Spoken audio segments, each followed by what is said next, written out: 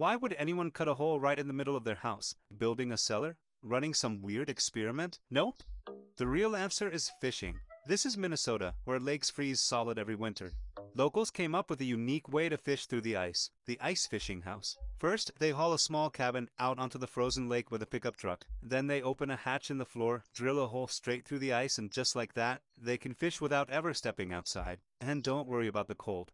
These cabins come with heating systems, so you can walk around barefoot and still stay warm. Some even have a fishing hole cut right in the bathroom floor, so yes, you can literally fish while on the toilet. For extra fun, people drop underwater cameras through the hole, hook them up to a big screen TV, and watch schools of fish swim by while sitting on the couch. It's basically like live streaming your own fishing trip. Compared to traditional ice fishing, standing out in the freezing wind all day, this is pure comfort.